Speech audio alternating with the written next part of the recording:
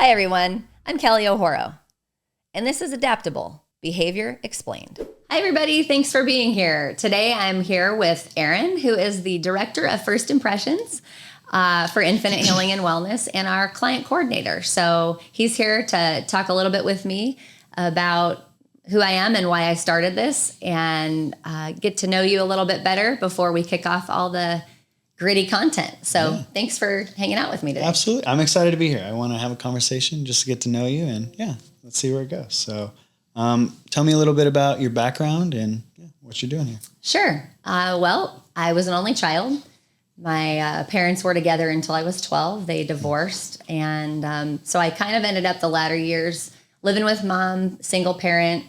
My dad lived in another state. And so I did a lot by myself because she was working, and found a lot of companionship and activity at school. So I was involved in lots of clubs and sports. I played a lot of sports, and sometimes I was at school, till 9 at night because I had so many activities lined up for the day. And so did a lot of homework at school and alternating the naps that I took because I was so tired in different classes so I wouldn't miss too much content. And did a lot of vending machine eating and bringing stuff from you too. Yeah. Didn't have to. I just want to do. You do what you do. Well, I mean, those honey buns, it's like pretty much lunch. Yeah, for sure. Pretty much. So cool. Yeah. And then you graduated. And then graduated from high school, went off to Northern Arizona University, and got my bachelor's in education. It was a grind. I was in that spot where there wasn't really any money given to me because I didn't meet any criteria, but there also wasn't really any money at home. So I definitely worked pretty hard in college. I started out, actually, I was a janitor. And so I cleaned the dorms. You. Nice. Respect. Yeah. It was humility for sure. I worked in the dorm that I lived in, and it covered my room and board. And you gotta do what you gotta do. It was hard at times for sure, and I worked weird hours a lot. But it taught me a lot, and I certainly continued to be a hard worker. So I think it taught me things. And then I became an RA in college, and I think that actually was one of the areas that showed me, people will tell you everything. People will tell me everything, and they will share their stories. Yeah. So it was definitely a time. And then, so I after I taught for about 15 years, I taught 8th grade English, and I loved it. And they were a great age. And I think I taught that grade because that's how old I was when my folks split. And it was just it was gnarly. Mm-hmm. It was a gnarly time. And so I wanted to be able to show up with show up for those kids in ways that some of my mentors were able to show up for me during such a hard time in my life. So, so I taught for quite some time, and then I went on to get my master's when I was about 30. But before that, I took a little spill and had a little stint of being a flight attendant.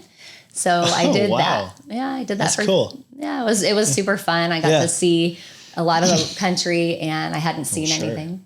Okay. Yeah. So I was able to bring what I experienced to the classroom, and I was able to utilize that. And then, as you continue to teach, you have to get continuing education as part of our credentials, and decided to veer into the counseling profession at about 30, and went and got my master's degree at University of Phoenix when I was 30. So, and here you are. And here we are. Awesome. Yeah.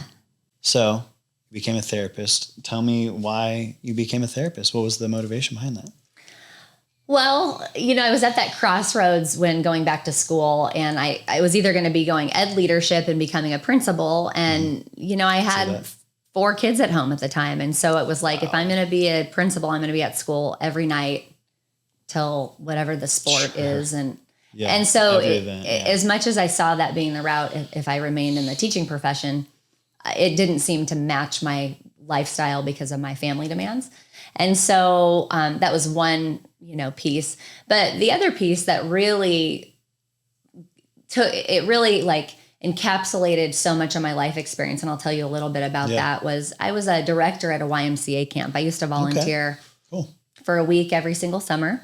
I grew up there. It was probably another piece of why, I want to give back. They were like a family to me. I made so many deep, lifelong friends at camp. And so I was a camp director, and I was a ragger, a YMCA ragger. And What's so that? what that is it's a self-improvement program. So I've been working on like healing thyself and deciding how do you want to be a better person since I was 12. When I was 12, I got my first rag, and my goal was to be more respectful to my mom.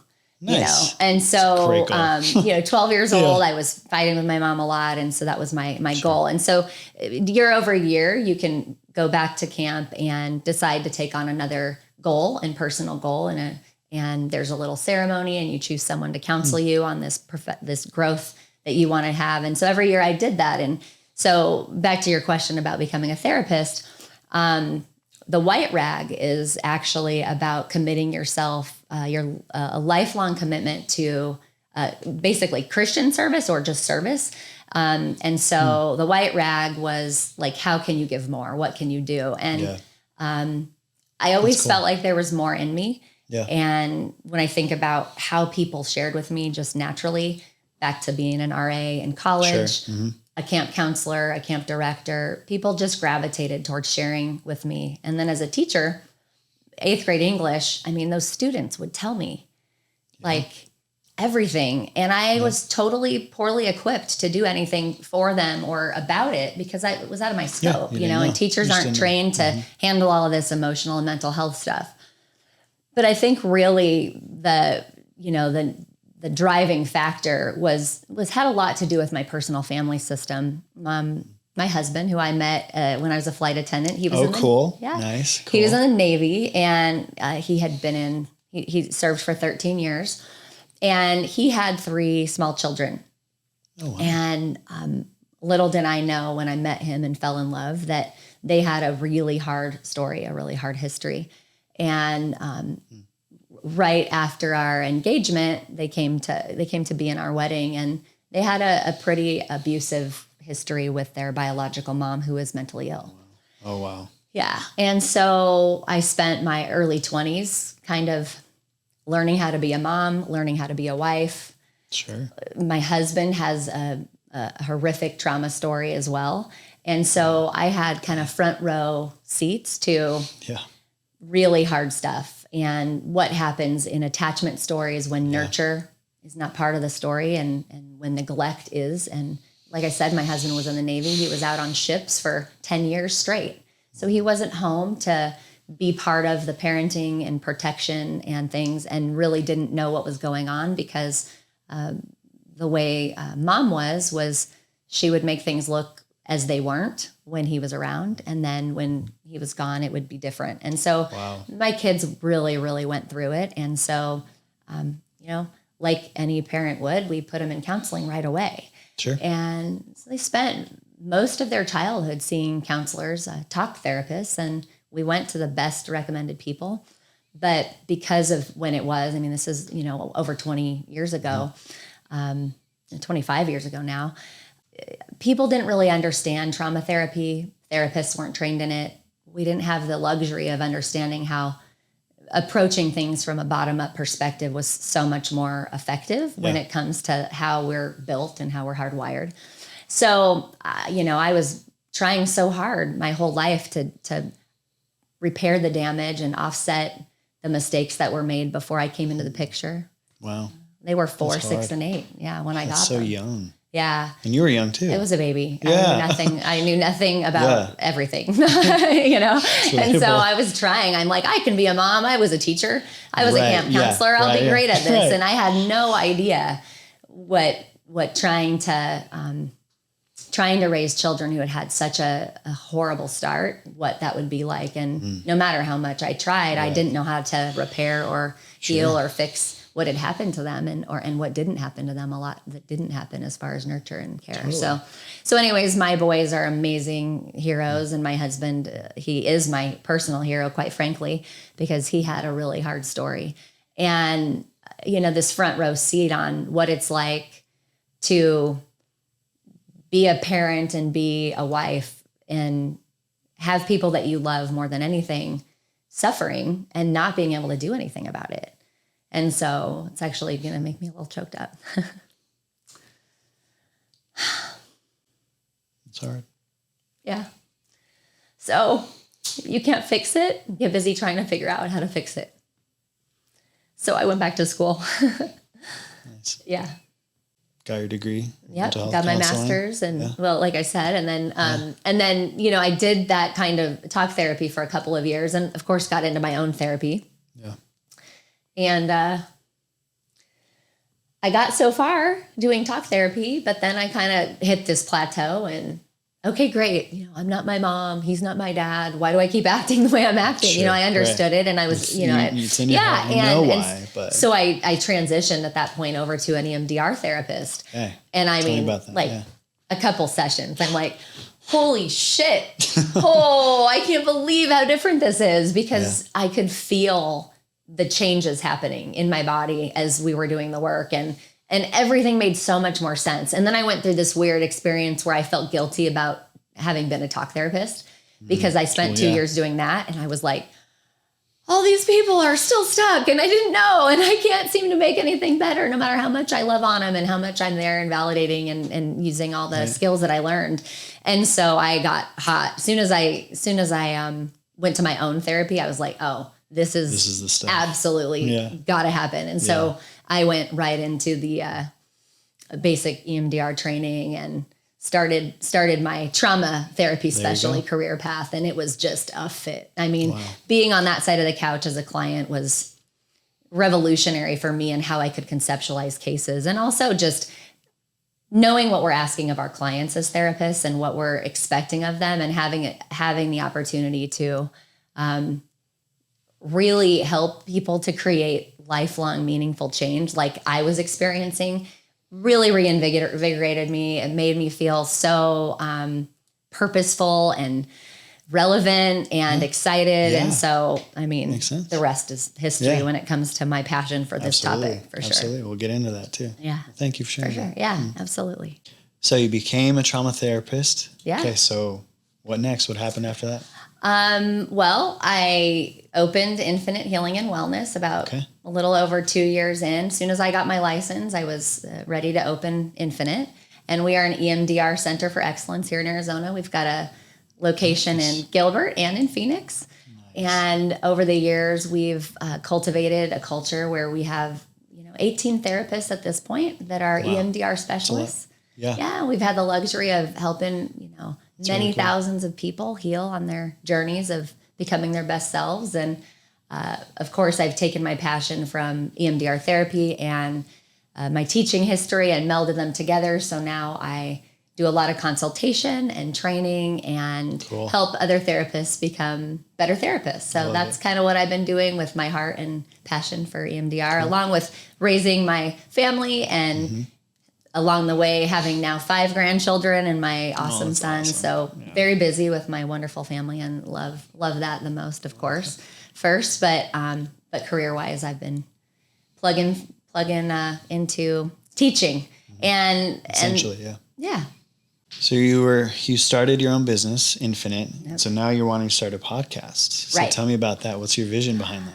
Well, let's see. I'm always looking for a challenge, but I think primarily what motivates it is I can't even count how many hundreds of clients that I've had that have said after their first or second session, everything makes so much more sense. Or why didn't we learn this in school? Or how come no one ever told me this? Or even more heartbreaking, you have a 65-year-old client and they've had a 30-year marriage. Yeah. And they're like, had I known this stuff, everything would have been so different in my whole life. And so there's grief about that.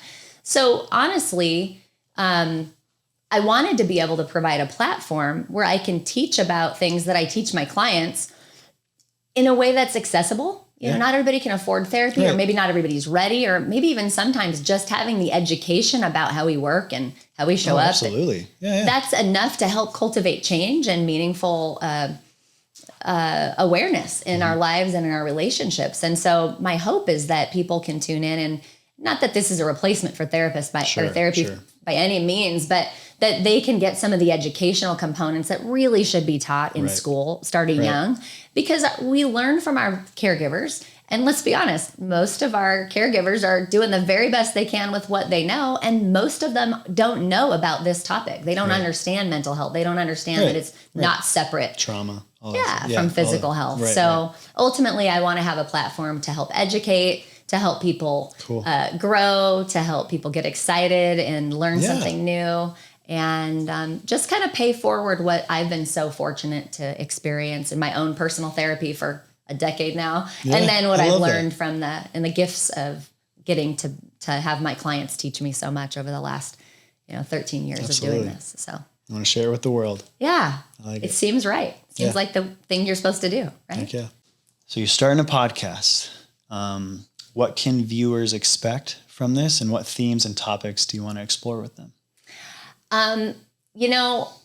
Although I'm an expert in trauma therapy, I'm really hoping to bring an authentic, compassionate amalgamation of both my personal life experience, the lived experience of my clients that I'm so lucky to listen to every day, the education and the training that I've been through, and kind of bridge a lot of that together. And so I want to talk about marriage and relationships and dating and parenting and adoption and depression and anxiety and, EMDR therapy and how that's so effective and helpful. Mindfulness. I don't really think any topics necessarily off limits, as long as it relates to the human condition, how we show up, why we show up the way we do. And if there's things that we can talk about to help make that better for people so that they can have a new way of thinking, they can adopt a more wholehearted approach to their lives. Holistic framework, and really just be able to improve. And ultimately getting back to the most original selves that we were meant to be before things happened that helped us to adapt in ways that may or may not be very helpful. So hopefully they can learn about that and even maybe start the process of unshaming ourselves when we do things or we act in ways that we're not proud of, and have that be almost a relief that maybe they don't need to.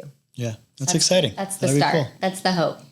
All right, so those are awesome topics. I'm excited to hear about those. Can you give us an example maybe of something specific that our viewers can expect and that would really resonate with them and something that they'll like? Yeah, for sure. You should see my podcast planner. I'm like, that could be an episode, and I'm in there, typing up something. There's so many things to talk about. I get so many ideas every day that I work with someone, and they have their aha moments, and I'm like, this is just a lack of data. They just didn't know, and they're smart, adaptive, well-educated people, and they just didn't get taught this stuff. So, I think that one of the most important episodes needs to be on emotions and how we're wired, how it's chemical. This should be taught in biology in school, and it's not. It's like we skip the thing the mental health side. We skip the thing that runs it all. The computer is the brain, and we're like, side note. Right, like Inside Out, the movie. It feels like that, Exactly. We really need access to that. So I think we'll do an episode on emotions, how we work. We'll talk about some researchers that have really informed the topic. And mental health and just the biology and the neurobiology of humans. That's cool. Yeah. That'll be really cool. Yeah. But so that's just one idea of something that I would want to bring awareness to and give us a new framework to interact and move through the world with other humans. Awesome. Well, thank you, Kelly, for talking with us and having a conversation. I'm excited to see what's coming forward. I'm excited to do this, and I really appreciate you taking some time to give me a hand with this and bring our viewers a little bit about what they can expect from our new project. So, heck yeah. Thank you so much, everybody, for tuning in. I really appreciate your time, and don't forget to like and subscribe, and please share to pay it forward if you think this is an area that people can learn from and heal from. And don't forget to lead with love. It'll never steer you wrong.